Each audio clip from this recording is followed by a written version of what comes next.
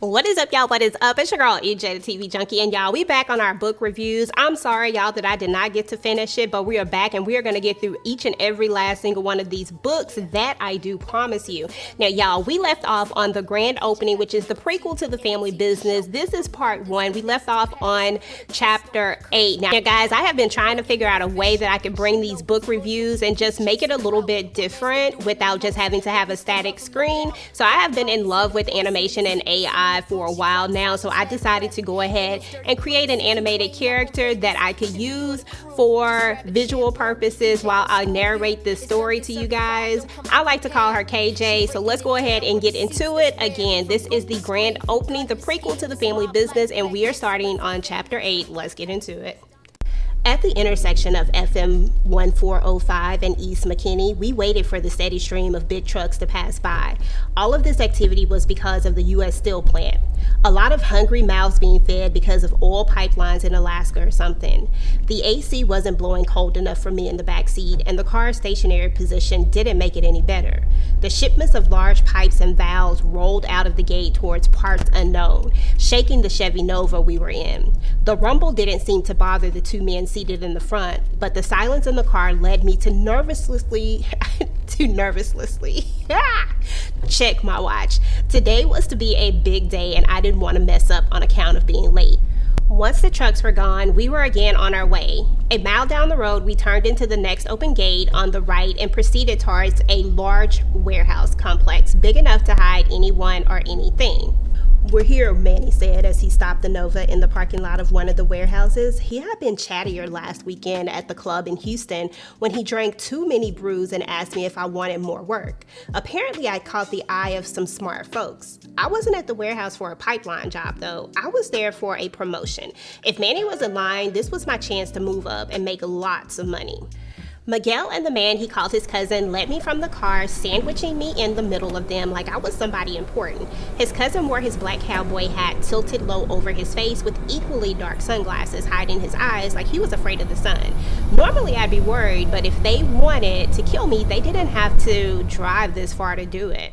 After a double knock by Manny, we entered the office door. Inside, a bunch of men who looked like they belonged on a farm or ranch stood idly by, joking amiably, although they were wielding shotguns. Their arms weren't for handling cattle, and whatever crops they managed paid more than corn or soybeans. I was sure there were several more of them outside that I didn't see.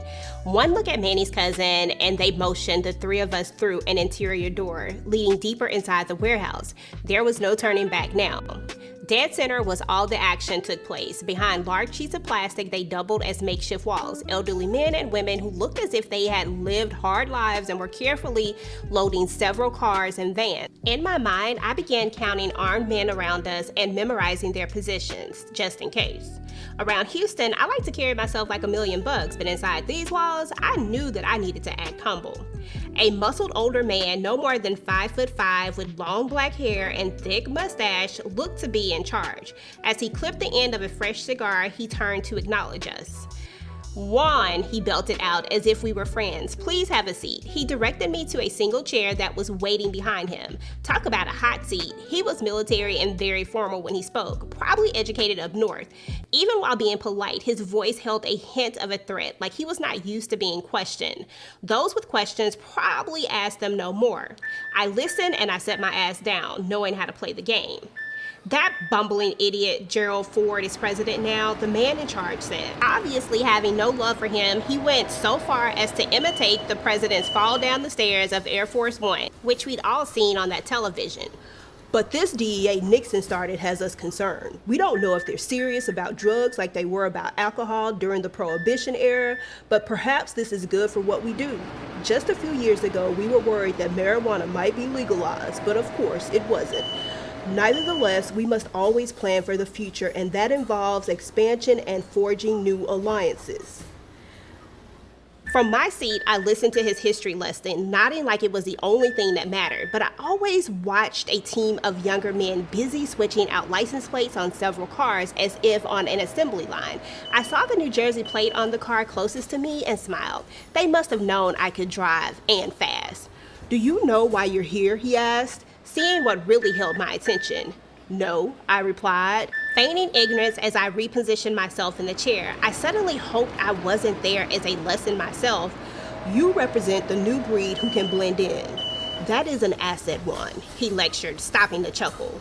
The other men followed his lead and laughed even harder at my expense. Okay, y'all, so let's talk a little bit about this chapter, because in this chapter we meet Juan. Now, for those of you who watch the television show, then you know that Juan is one of Elsie's friends. We've seen Juan in darn near every single season. Well, this is the first time that we're getting a glimpse of Juan. Juan also was someone from way back in the day as well. We're going to eventually see how Juan and Elsie are going to meet, but in this chapter we get an introduction to him. Now, basically what we're hearing is that he gets called for this job and he thinks he's about to go do this really, really important job, and he's trying to climb up, you know, from being who he is now, trying to be bigger, trying to have more. But when he gets called in, they feel like he's expendable. They want him to go to New York and they want him to deliver some samples to the families there. Now, the reason why they're sending him is because they have nothing to lose with him. So he learns that he's no more than a pawn. So much so that they even threaten him with his family, his sister and his mother, if he doesn't get the job done. They feel like he's a new breed, meaning that he's pretty flashy, he can blend in, and they want him to drive this car because Juan also was a really good driver, which was what he was known for.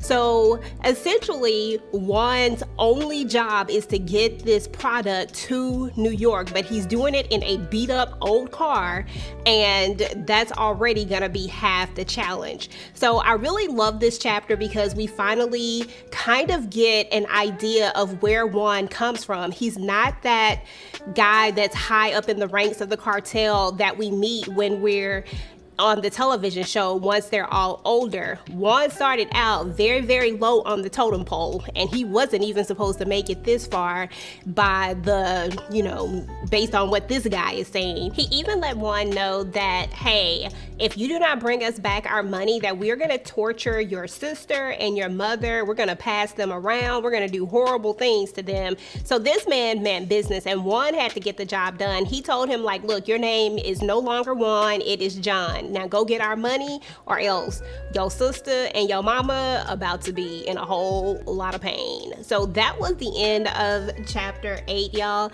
I hope you enjoyed chapter 8. I'm so excited to go to the next chapter 9, where we'll be jumping into Chippy, y'all.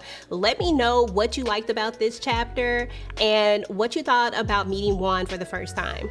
And guys, do not forget, if you want to follow along with me, then definitely go and grab you up a copy of The Grand Opening. I promise you, you will love this book if you are a family business fan.